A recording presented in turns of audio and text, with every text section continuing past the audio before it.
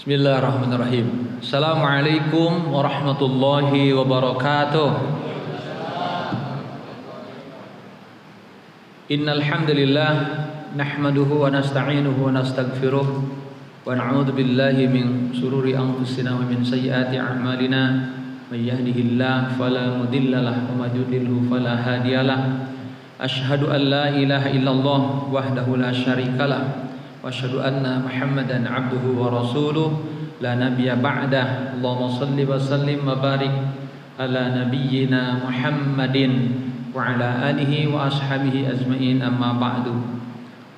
Qala Allah ta'ala fil Qur'anil Karim, a'udzu billahi minasy syaithanir rajim, wa sari'u ila maghfiratin min rabbikum wa jannatin arduhas samawati wal ardh u'iddat lil muttaqin. Shadaqallahul adzim. Hadirin ikhwan muslimin jemaah tarawih rahimakumullah. Alhamdulillah, puji syukur kita panjatkan kehadirat Allah. Hari ini sudah hari yang ke-19 ya, kita selesai. Dan insyaallah besok adalah 10 hari terakhir kita melaksanakan ibadah saum Ramadan. Sebagai rasa syukur atas nikmat Allah yang hebat yang diberikan kepada kita, yaitu kita diberikan nikmat sehat, nikmat rizki, nikmat umur, dan nikmat mendapatkannya ibadah di bulan Ramadan. Semoga ini ibadahnya tidak menjadi melempem ya, tapi semakin semangat untuk meraih ridhonya Allah, rahmatnya Allah, ampunan Allah, bahkan untuk meraih hal yang teristimewa di bulan Ramadan, yaitu mengharapkan mendapatkannya malam Qadar. Semoga kita semuanya mendapatkan Lailatul Qadar. Amin ya rabbal alamin. Untuk itu mari tetap semangat. Kita introspeksi, sudah berapa juz Al-Quran sudah kita baca? Kalau belum, tinggal 10 hari lagi. Kalau belum selesai, kita lebih semangat lagi untuk bisa menyelesaikan 30 juz di bulan Ramadan. Gimana dengan ibadah-ibadah lainnya? Misalnya memberikan makan kepada yang berbuka, sebab keistimewaannya hanya ada di bulan Ramadan, tidak ada di bulan sudah Ramadan. Sudah berapa rupiah yang sudah kita infakkan? Ya, itu yang harus kita hitung. Sudah berapa yang kita infakkan harta yang dititipkan Allah di bulan yang penuh berkah ini? Atau masih ditunda-tunda nunggu malam lebaran? Ini jangan sampai telat ya. Kita harus hitung, sebab harta bakal ditanya. Kalau dimanfaatkan tentunya akan menjadi harta yang berkah buat kita, jembatan menuju surganya Allah. Tapi kalau hanya dipakai kebanggaan dan banyak mubazirnya, naudzubillah. Ada orang yang hidupnya sederhana, tapi dengan sederhananya dia banyak orang yang kelaparan menjadi kenyang. Banyak orang yang tidak berpakaian menjadi berpakaian. Banyak orang yang tidak bisa sekolah menjadi bisa sekolah. Ini kan berkah, rezeki yang barokah. Kemudian jemaah sekalian, bagaimana dengan ibadah-ibadah yang lain, dengan zikir kita? Ada zikir pagi, zikir sore, ada tasbih, tahmid, sudah disampaikan oleh para ustadz yang ada. Apakah hanya sekedar ilmu saja yang kita ketahui, atau sudah kita amalkan di Ramadan ini? Mulai kita amalkan bagaimana kita memperbanyak istighfar, tasbih, tahmid, tahlil. Ini sudah kita amalkan atau sekedar didengarkan di pengajian lalu sudah gitu keluar lupa? Tidak ada amal yang bisa kita tingkatkan. Kenapa kita tidak bisa berubah di bulan Ramadan, padahal Allah mengharapkan sebulan ini digembleng dengan berbagai motivasi, nilai yang hebat dibanding di luar Ramadan? Kenapa kita belum mau atau belum bisa berubah? Nah, ini mestinya harus jadi bahan introspeksi pada diri kita. Sebab kalau kita belum benar-benar berhijrah di jalan Allah, maka takutnya saat kita meninggal dunia kita masih dalam keadaan banyak berbuat maksiat dan masih malas berbuat amal kebaikan. Malam ini saya akan menyampaikan materinya tentang bagaimana biar kita bisa berubah atau berhijrah dari hal yang tidak baik kepada yang baik, dari kurang bertakwa kepada yang bertakwa, dari kurang beriman untuk lebih beriman, dari malasnya beramal soleh menjadi semangat beramal soleh. Ada paling tidak 5 langkah yang harus kita lakukan agar Bapak Ibu bisa berubah dalam kehidupan kita. Arti berubah di sini adalah berhijrah. Sebab kata Nabi, hijrah itu man hajara ma nahallahu anhu, dari sesuatu yang buruk, meninggalkan yang buruk menuju kepada yang baik. Itu hakikat hijrah yang sebenarnya. Tentunya hijrah ini harus didasari dengan iman. Tanpa keimanan yang kuat kita tidak akan bercita-cita untuk hijrah. Dengan iman ini, dengan keimanan, dengan rasa takutnya atas peradilan Allah dan harapannya ingin mendapatkan keselamatan, diselamatkan Allah, maka ini yang mungkin bisa menyebabkan kita untuk bisa berubah. Yang pertama, agar kita bisa berubah, yang dibutuhkan adalah ilmu. Kita harus punya ilmu. Tanpa ilmu kita nggak bakalan bisa berubah. Bapak Ibu, tahun ini saya sudah sampaikan, tahun ini kita belum bisa baca Quran.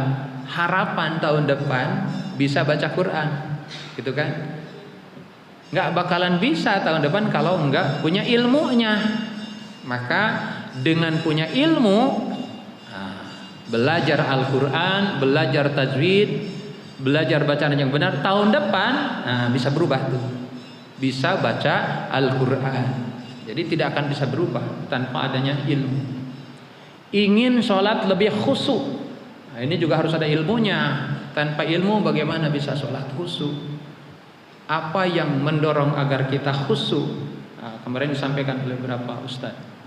Misalnya dari wudunya harus benar, cara sholatnya harus benar, harus memahami apa yang dibaca dalam sholat. Kemudian harus mengerti apa yang kita baca dalam sholat. Gerakannya harus benar, bacaannya harus benar. Ya, harus nyambung. Waktu yang dipakai harus tepat, yang disukai Allah. Itu tepat pada waktunya. Itu namanya ilmu. Kita usaha wudu, belajar gimana cara wudu yang benar, bagaimana cara sholat yang benar, bagaimana memahami ayat-ayat atau bacaan-bacaan yang dibaca di dalam sholat. Itu namanya usaha menambah ilmu. Nah, nanti baru kita praktekkan ada perubahan. Tanpa ada ilmu tidak akan ada perubahan. Ada orang yang ingin rajin sholat sunnah. Nah, ini ya. Harus dengan ilmu, tidak asal-asalan. Ini lagi semangat, habis duhur sholatnya 8 rakaat. Padahal maksimal berapa rakaat? 4 rakaat. Tidak ada 8 rakaat. Habis asar, saking semangatnya sholat sunnah 2 rakaat. Adakah sholat sesudah asar, Bapak Ibu?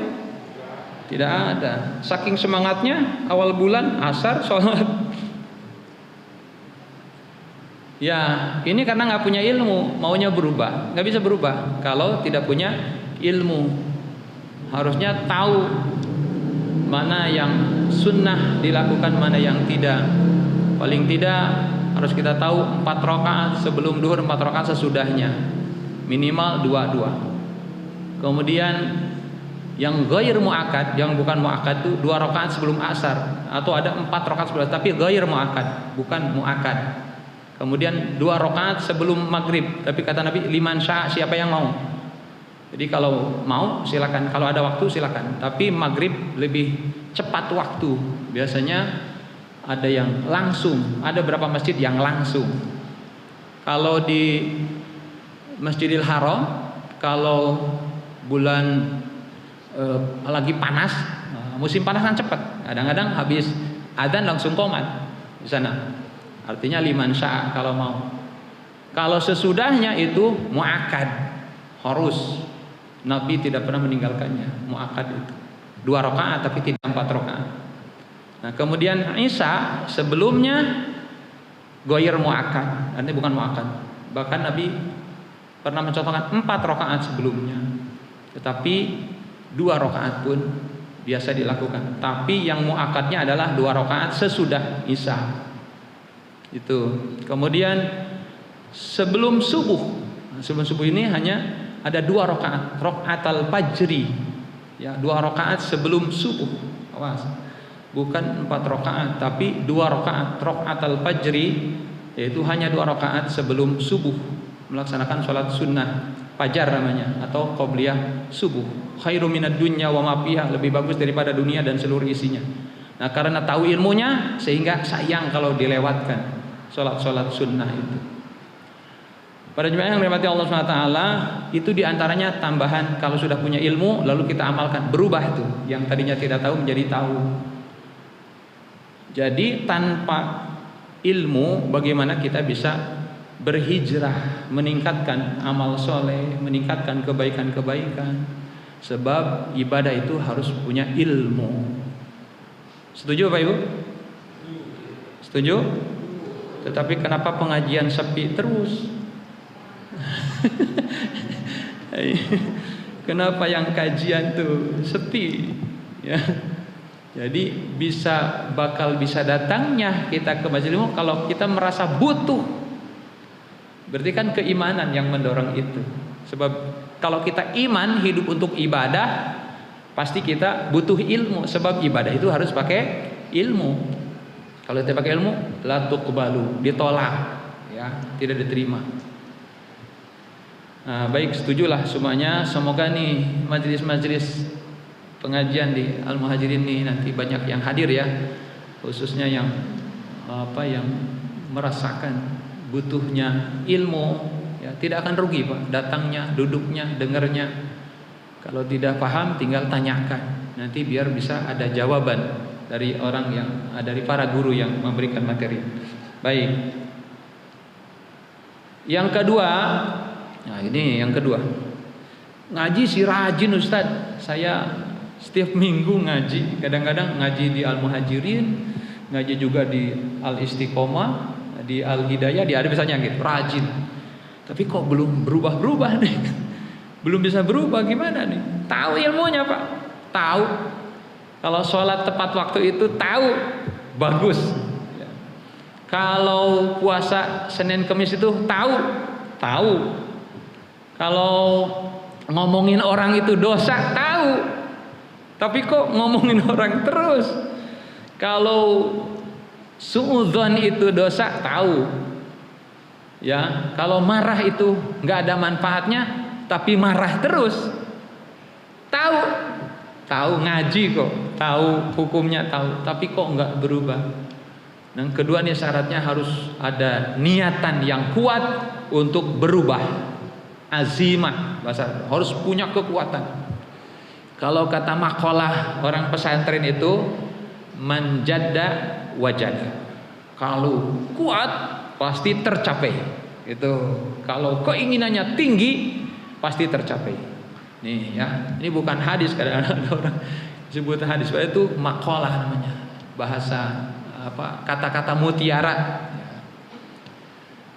Bu, Ibu, ya. Gimana dengan ilmu kita? Apakah sudah bisa mampu merubah kita? Tentunya tidak akan bisa berubah kalau tidak ada keinginan untuk berubah walaupun punya ilmu. Nah, ini harus betul-betul. Jemaah sekalian, saya pernah kehebatan niatan nih. Saya pernah nemukan satu jemaah, katakan namanya Pak Kosim. Pak Kosim ini mau berangkat haji sekitar 2 bulan lagi. Dia bilang, Ustaz, saya mau berangkat haji 2 bulan lagi nih kira-kira, tapi saya belum bisa baca Quran. Dia bilang, nggak apa-apa Pak, nanti pulang dari sana aja. Enggak, saya malu, saya ingin baca Quran, saya ingin bisa baca Quran. Saya bertekad, saya nggak berani berangkat ke Mekah kalau belum bisa baca Quran.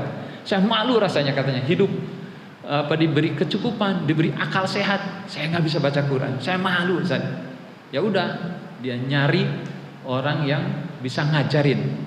Karena sekarang banyak metode Pak, sekarang ada 6 kali pertemuan kali sekian jam. ntar saya carikan lah. Temu ada yang mau, ustadznya mau, dia bilang, Ustadz tapi jangan ngajarin di rumah ya. Nah, kenapa Pak? Anak-anak saya nggak tahu kalau saya nggak bisa baca Quran. Waduh, anaknya udah kelas berapa Pak? Udah SMA. Masya Allah, Bapak nutupinya hebat banget. Anaknya udah SMA, nggak tahu kalau bapaknya nggak bisa baca Quran. Tapi istri saya tahu. Dan istri saya selalu mengingatkan saya. Kadang-kadang dia nangis. Kapan Pak mau belajar Quran? Ya jawabannya gitu lah. Ntar dah. Belum ada waktu, belum senggang, gitu aja. Padahal bisa sebetulnya. Males, gengsi, malu. Nah itu aja yang diurus. Subhanallah Pak Ibu. Belajar di mana Pak? Di kantor. Di kantor. Nah 2 bulan, mungkin sekitar 1,5 bulan dia belajar. 1 kali pertemuan 4 jam di kantornya. Alhamdulillah bisa paling tidak baca Quran. Berangkat ke Mekah. Istrinya nggak tahu kalau suaminya bisa baca Quran. Sampai di sana kata suaminya, Pak Qasim, selesai haji, Mah, selama ini Bapak jarang ngasih hadiah ya buat Mama. Iya Pak. Bapak mau ngasih hadiah. Mana? Oh, senang. Yang terbayang istrinya pasti emas yang gede-gede itu. Ibu-ibu. Ya kan di sana mah emas tuh Pak kayak di apa ya? Ya kayak diobral gitu. Nah subhanallah Pak Ibu. Ayo kata suaminya, kata Pak Qasim, saya mau ngasihnya di depan Ka'bah. Ayo tawaf dulu. Tawaf dulu. Habis tawaf mana? Sholat dulu. Sholat dulu pada tawaf. Habis gitu Mama lihat ke Ka'bah. Bapak mau ngasih hadiahnya dari belakang. Istrinya udah nggak sabaran. Apa yang dikasihnya? Dia baca Al-Quran. A'udzu billahi minasyaitonir rajim.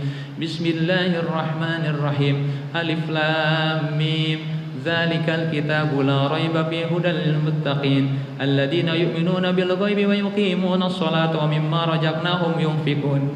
Istrinya nangis sujud syukur. Kata dia, ini hadiah terindah buat Mama.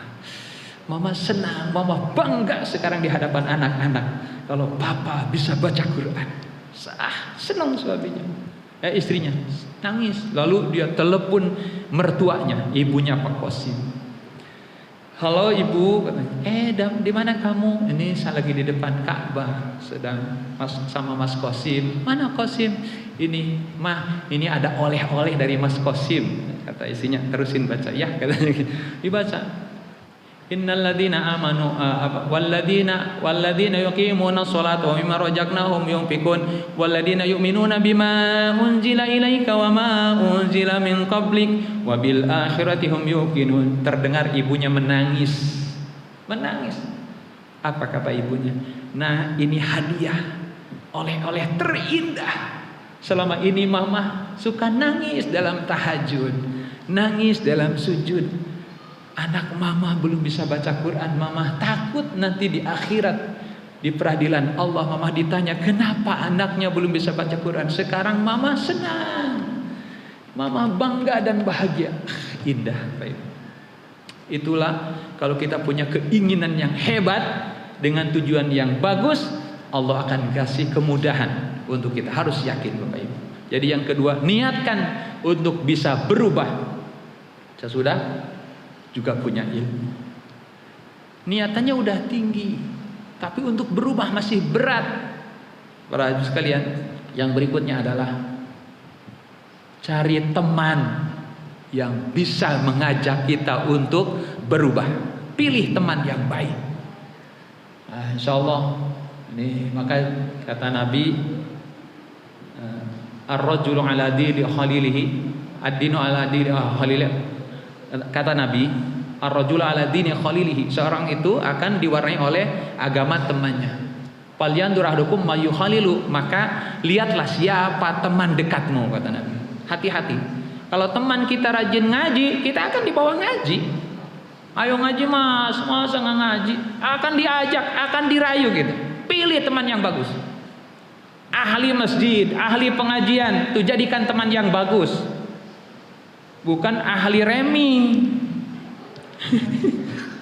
Ahli WA-an aja. Ahli YouTube. Tapi pilih ahli-ahli terbaik. Dia akan ngajak kita ke surga, akan ngajak kita kepada perubahan. Pilih. Hati-hati kata Nabi. Dalam Al-Quran surat At-Taubah ayat 119. Ya ayyuhalladzina amanu taqullaha wa kunu ma'as shodiqin. Hai orang yang beriman, bertakwa kepada Allah, hendaklah kalian beserta orang-orang yang benar, yang jujur. Jangan pilih yang nggak benar.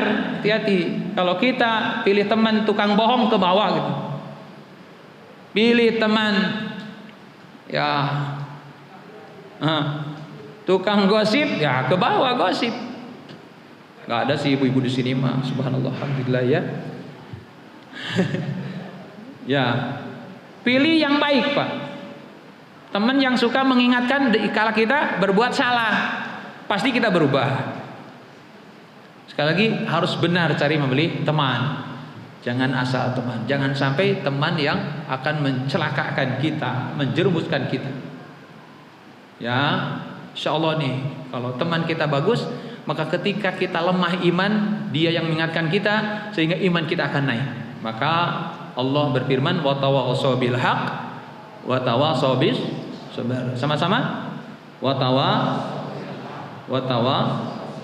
Ini udah buka apa belum sebetulnya? Kok lemes banget? Wa tawassaw bil haq wa tawassaw bis sabr. Kita salah satu orang yang untung yang saling mengingatkan. Bahkan hebatnya seorang yang bersahabat karena Allah, nanti di antara yang 7 golongan yang akan mendapat perlindungan Allah, dia kala tiada perlindungan di hari akhir di padang mahsyar adalah sahabat-sahabat yang bersahabat karena Allah, berjumpa karena Allah, berpisah karena Allah, saling mengingatkan. Bahkan bisa saling berwasiat. Ya, sesama kita saling mengingatkan, saling ngaji, ya, datang ke pengajian. Nanti di akhirat bisa saling berwasiat. Ya. Nanti kalau kamu masuk surga dan aku belum terlihat, tolong cari aku. Nah, itu di antara hadis Nabi. Apa yang dia katakan? Ya Allah, dulu aku benar bersama temanku. Kalau aku salah, dia yang mengingatkanku. Di mana dia sekarang? Na'udzubillah, kata Allah, masih di neraka. Apa kata dia? Bolehkah aku menjemputnya? Kata Nabi, jemput saudaramu. Begitu kata Allah. Di antara pintu syafaat penolong kita adalah sahabat yang bersama-sama dalam menegakkan kebenaran, dalam mencari ridha Allah. Oh, ini harusnya kita punya sahabat-sahabat itu, karena kita butuh saling tolong menolong, tidak hanya di dunia tapi ingin sampai di akhirat. Berat nanti peradilan Allah. Kita harus banyak teman yang bakal bisa menjadikan kita itu juga membantu kita. Cari teman yang bagus Pak. Kalau teman tuh kira-kira mencelakakan, tinggalkan. Jangan ada, aduh nggak enak. Jangan. Mendingan takut nanti daripada nggak enak sekarang. Lebih nggak enak sama Allah. Ya, ini yang ke berapa? Halo? Yang ketiga. Yang ketiga Bapak Ibu. Yang pertama apa tadi Pak? Ilmu. Yang kedua niat. Yang ketiga teman. Yang keempat apa? Ya, lihat orang-orang yang sudah berhijrah, ya, yang sudah berubah. Yang tadinya jarang ke masjid jadi rajin ke masjid. Yang tadinya jarang baca Quran jadi rajin baca Quran. Yang tadinya arogan jadi lembut. Yang tadinya pemarah jadi ramah. Yang tadinya suka ngomongin orang jadi banyak zikir, banyak baca Quran. Yang tadinya sering keluyuran gak ada manfaatnya jadi sering ke masjid. Ya Bu. Kenapa dia bisa berubah? Cari, tanyakan kenapa Bapak bisa berubah, supaya jadi pelajaran buat kita untuk ilmu. Atau kalau sahabat Nabi siapa yang berubah? Namanya Umar bin Khattab. Kurang apa itu? Preman padang pasir yang sangat ditakutkan. Umar itu garang, ya, apa namanya, sering menyiksa orang. Bahkan anaknya sendiri waktu beliau sedang kafir dibunuh. Anak perempuan, sebab aib bagi orang kafir Quraisy, pembesar Quraisy punya anak perempuan itu aib, dibunuh. Kurang apa? Tapi ketika sudah masuk Islam, insya Allah perubahannya hebat Pak Umar, luar biasa, menjadi orang yang terdekat dengan Nabi sehingga punya gelar Al-Faruq, ya, menjadi orang yang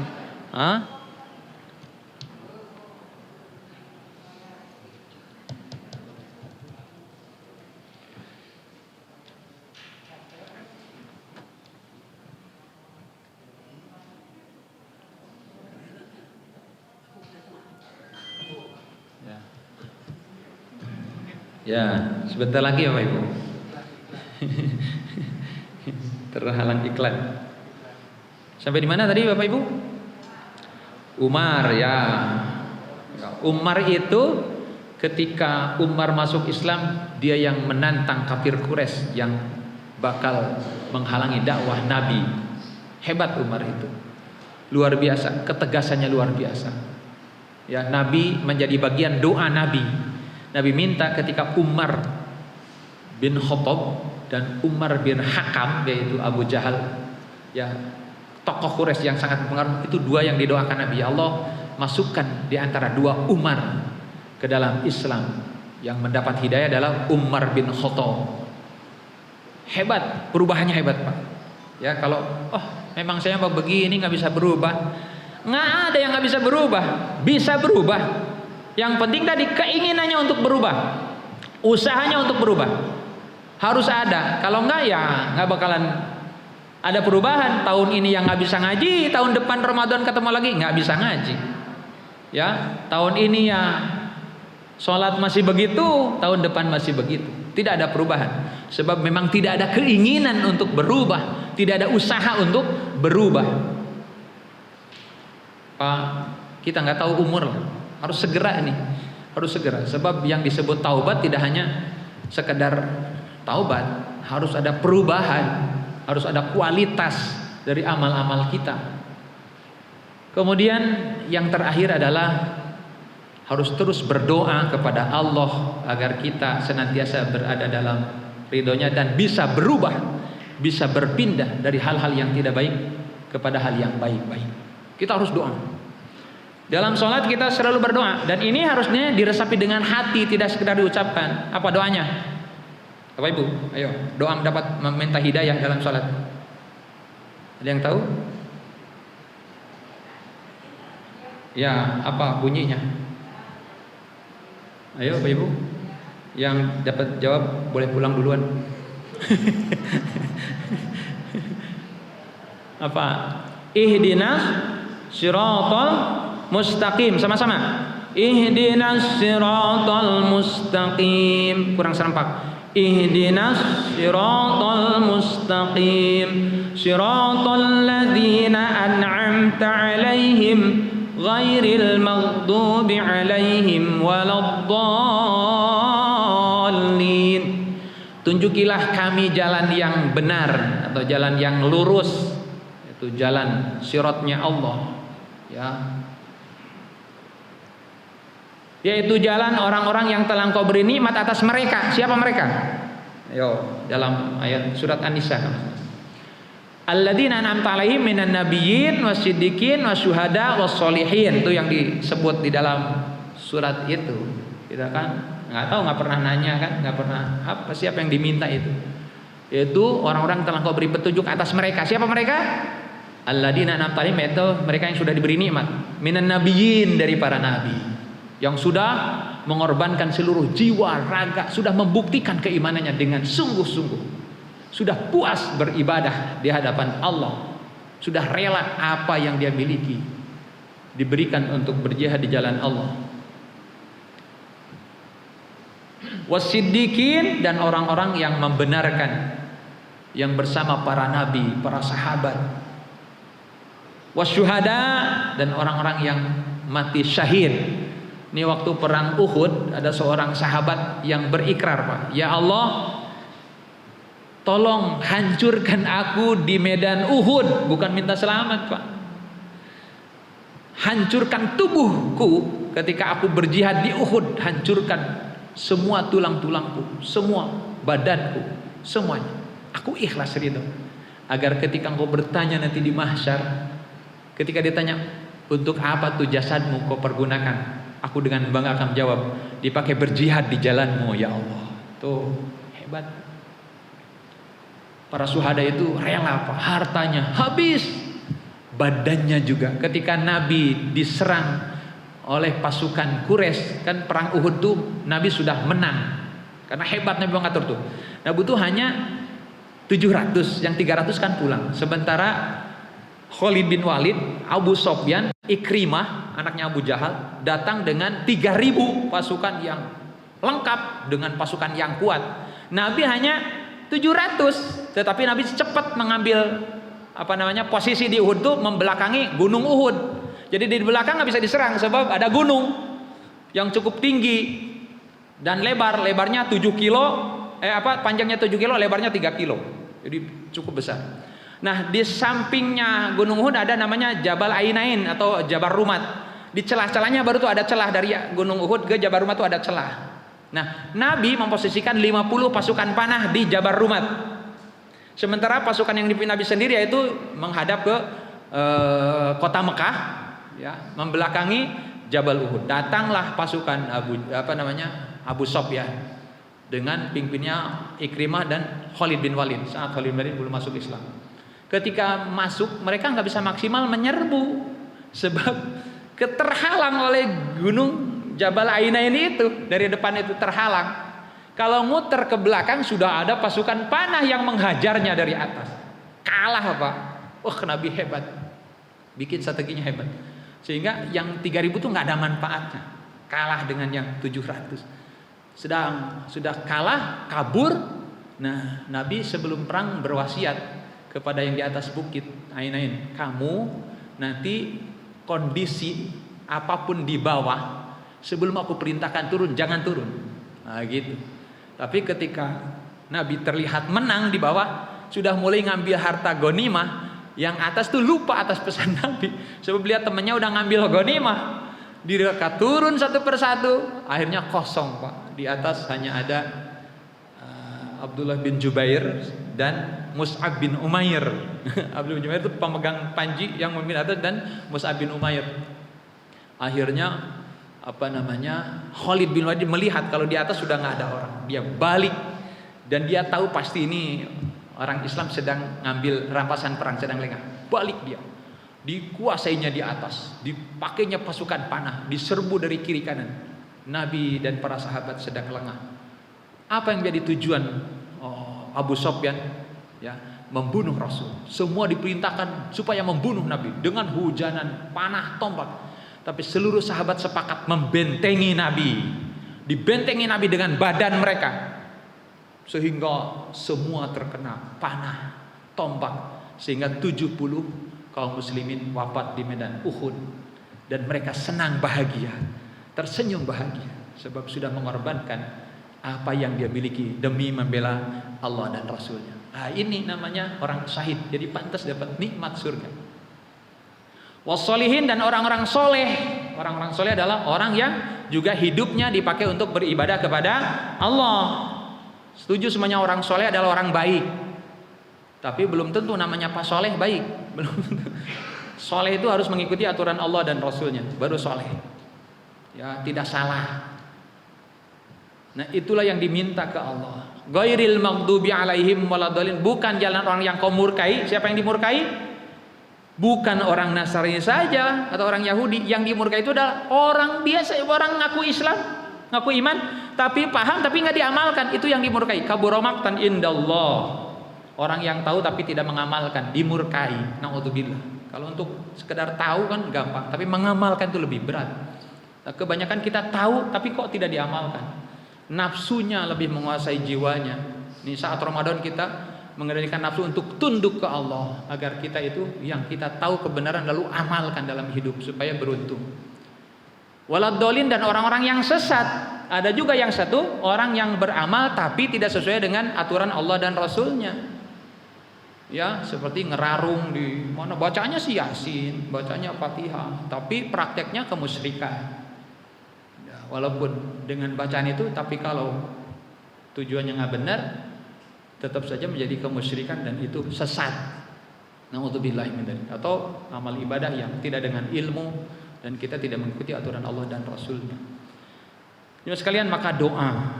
Bahkan Nabi itu berdoa. Padahal Nabi doanya Allahumma hdini li ahsanil akhlaqi la yahdi li ahsaniha illa anta. Ya Allah, berikan aku petunjuk. Ya. Li ahsanil akhlaqi, agar aku memiliki akhlak yang bagus. Nabi loh Pak. Allahumma hdini li ahsanil akhlaqi la yahdilan li ahsaniha illa anta. Ya Allah, tunjukilah aku akhlak yang bagus, sebab tidak ada yang bisa menunjuki akhlak yang bagus kecuali Engkau. Nah, ini tolong dicari itu. Wasrif anni sayyi'aha la yasrifu anni sayyi'a illa anta. Ya Allah, lindungilah aku dari berakhlak buruk, sebab tidak ada yang bisa melindungi aku dari akhlak yang buruk kecuali Engkau. Wah, ini akhlak buruk. Nah, jadi Nabi aja meminta. Atau tiap pagi kita baca doa, ya muqallibal qulub, sama-sama, ya muqallibal qulub, sabbit qalbi ala dini. Itu zikir pagi dan sore yang biasa baca sudah tahu, dan semoga kita senantiasa dapat hidayah Allah Subhanahu wa taala. Jemaah sekalian, inilah yang saya sampaikan. Semoga Ramadan menjadi tempat yang terbaik untuk kita bisa berubah, berhijrah dari hal yang buruk kepada yang baik-baik, meningkatkan keimanan dan ketauhidan kita kepada Allah Subhanahu wa taala, dan tetap semangat untuk terus beribadah kepada Allah, dan tidak hanya di Ramadan tapi terbawa 11 bulan ke depan sesudah Ramadan ini berakhir, dan bahkan menjadi bekal menuju keselamatan di akhirat kelak. Amin ya rabbal alamin. Demikianlah, subhanakallahumma wa bihamdika asyhadu an la ilaha illa anta astaghfiruka wa atubu ilaik. Assalamualaikum warahmatullahi wabarakatuh.